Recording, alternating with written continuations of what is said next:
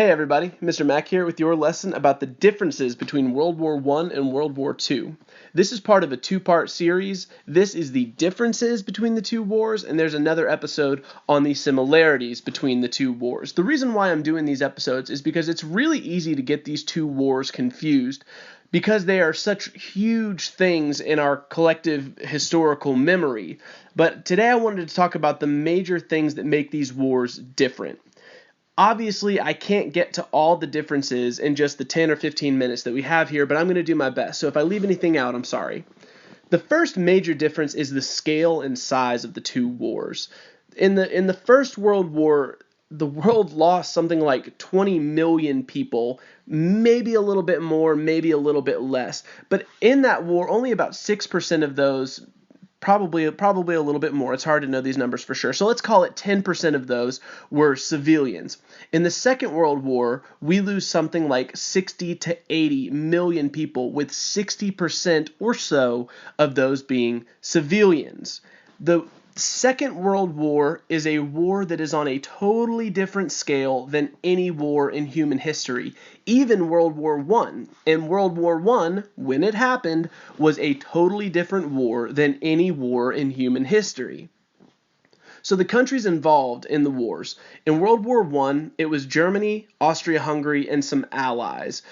The thing about World War I, and this is a big difference on the scale, is that Germany basically fought by itself. They said that fighting with Austria-Hungary was like being tied to a corpse and trying to do stuff, right? Being tied to a dead body and trying to move around. Germany had the greatest army in the world, and it was not even close, and they frequently had to go and bail out Austria-Hungary. Now, they fought against, in the First World War, Germany fought against Great Britain, France, and Russia, who were known as the Triple Entente. Eventually, America in 1917 is going to come in. That's going to be a similarity, America getting into the war relatively late in both wars. We'll get there. On one side in World War II were the Axis powers, and Germany has some real allies in World War II. They're still the best army, but they have some real army power on the other side. Germany, Italy, and Japan. Now, on the other side were the Allies in World War II. That's Britain, France, Australia, Canada, the Soviet Union eventually, and America eventually. So this war is much bigger. World War II is a much larger war than World War I. Now, the second difference is the causes of the war. There are four or five big causes of World War I, stuff like militarism within countries, alliances between the European countries.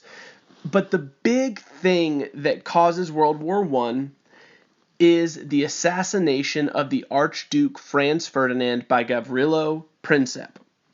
And this is the spark. They said that Europe at the time was a powder keg, just ready to explode. And the shot that Gavrilo Princip fires at the Archduke of Austria-Hungary, killing him and his wife in their open-top car, because people never learn, right? That is what sets Europe on fire. Austria-Hungary sends a list of demands to Serbia. Serbia can't deal with that, so they ask Russia to help them. Austria-Hungary asks Germany, and you see where the alliances come into play. Austria-Hungary asks Germany to help them, and before long, this has devolved. France is now helping out not the Soviet Union yet. France is now helping Russia. France is helping out Serbia. This has become a huge thing, and Great Britain comes in whenever Germany invades Belgium. We'll get there, because that's another big difference. So there's a pretty simple cause in World War I. In World War II, people tend to think that there's a simple cause, and they tend to think that simple cause is just a guy named Hitler. And that's actually kind of true. Hitler is one of the primary, if not the primary, causes of World War II. But there are other causes. And a great example is that Japan really is a major player in this war. And that goes back to the scale thing. The First World War is very European focused. There are battles happening in Asia. There are battles happening in Africa.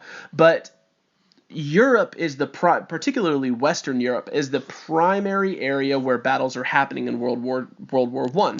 In World War II, Japan is a major player. They get the ball rolling by invading Manchuria in China and making everybody in the world, it seems, mad. And that leads to Japan alienating itself and having to join up with Germany, who they're fine with being alienated. They've been alienated. They were alienated before it was cool.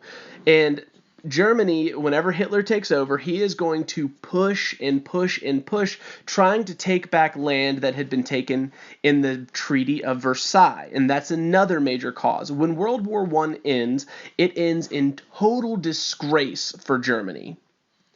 Adolf Hitler can't stand that. They lost so much of their land. So Adolf Hitler starts marching to get it back. And whenever he invades Poland and he invades the Rhineland, he starts taking all these little areas near Germany, saying that they need Lebensraum or elbow room. Whenever he goes too far and just keeps taking land, eventually that makes the great powers of the world, like Great Britain and France, they have to join into the war. So the major differences so far, just to recap a little bit. The size and scale of the war, World War II is a much bigger war. The causes, World War I was caused by a relatively singular event. There were events that led up to it, but a relatively singular event with Gavrilo Princip assassinating the Archduke was the cause of the First World War. The causes of the Second World War are a little bit more foggy than that, a little bit more blurry. The Treaty of Versailles, Hitler taking over in Germany, and Japan invading Manchuria in China. And the final difference that I'm going to go over today is the military technology. In World War I, the classic image that you get whenever you think of World War I is the trench. World War I is defined by one word, stalemate. Once the big explosive fighting happens at the beginning of the First World War in 1914, when Germany goes through Belgium and they meet up with France, and 27,000 French die on one of the first days of that battle, they start to dig in. Germany digs in, France digs in, Great Britain digs in, and eventually this is going to become a war of trying to just grind the other side down. And it takes 4 years for that to happen. In World War II, Germany is dead set on not letting that happen again. So Germany develops what they call blitz tactics. So what they're going to do is they're going to throw everything at your line all at once, and they're going to break through it. So it only takes them about 4 months, after it had taken them 3 or 4 years, to get France to surrender. It takes them only 3 or 4 months in World War II because their blitz tactics were so unbelievably effective at breaking through your line and being able to work through your men. And they would do this using airplanes. They would do this using tanks. And that's where the military technology comes in. The popular expression about World War I is that they rode in on horses and they left in airplanes and they left in tanks. Whenever World War I breaks out, people are still wearing bright red uniforms, the French especially. They don't realize that you can't just charge at a machine gun. The technology in World War I is far beyond where it had been in any other major war. So that's one of the big reasons why the death total is high in World War I, is because people don't realize that the technology has changed. People charging at machine guns, people running out of the trenches. In World War II, the technology has changed quite a bit, but people seem to have adapted a little bit more. And by the end of World War I, airplanes are relatively prevalent, but they're in all of World War II. Tanks are in all of World War II. And that's where the difference comes in. And another thing here, World War I sort of ends with a whimper. They have just starved each other out. Germany and the U.S., who was joined by that time, Britain, France, they have just beaten each other down, grinded each other as hard as they could down to the nub, and then it sort of ends in a treaty about a year after it could have already ended. World War II ends with a bang. It ends with the 2 bombs that America drops on Hiroshima and Nagasaki in Japan. So these have been the major differences, and I'll just recap them really quick. The size and scale of the wars, the causes of the wars, the military technology used in the wars, and just a couple of honorable mentions here.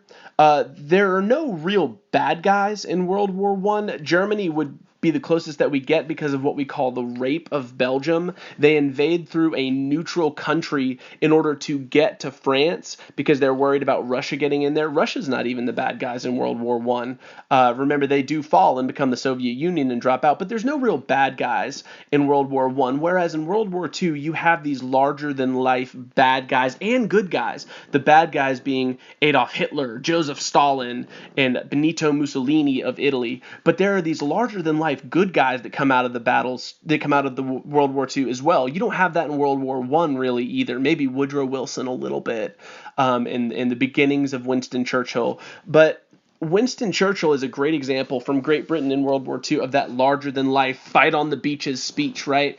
And then Franklin Delano Roosevelt, Harry Truman even to an extent, because he's going to be in charge by the end of it. So that's just a couple honorable mentions of major differences between the wars.